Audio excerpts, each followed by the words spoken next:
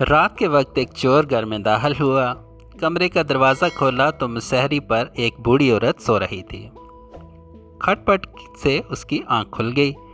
چور نے گھبرا کر اس کی طرف دیکھا تو وہ لیٹے لیٹے بولی، بیٹا تم شکل سے کسی اچھے گھرانے کے لگتے ہو، یقیناً حالات سے مجبور ہو کر اس راستے پر لگ گئے ہو۔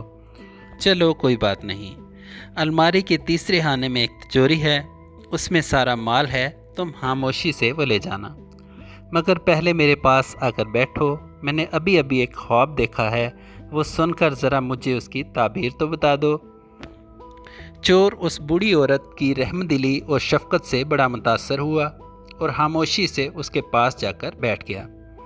بوڑھی نے اپنا خواب سنانا شروع کیا، بیٹا میں نے دیکھا کہ میں ایک صحرا میں گم ہو گئی ہوں، ایسے میں ایک چیل میرے پاس آئی اور اس نے 3 دفعہ زور زور سے بولا، ماجد ماجد ماجد۔ بس پھر خواب ختم ہو گیا اور میری آنکھ کھل گئی، ذرا بتاؤ تو اس کی کیا تعبیر ہوئی؟ چور سوچ میں پڑ گیا۔ اتنے میں برابر والے کمرے سے بڑھیا کا نوجوان بیٹا ماجد اپنا نام زور زور سے سن کر اٹھ گیا اور اندر آ کر چور کی خوب ٹھکائی لگائی۔ بڑھیا بولی، بس کرو، اب یہ اپنے کیے کی سزا بھگت چکا ہے۔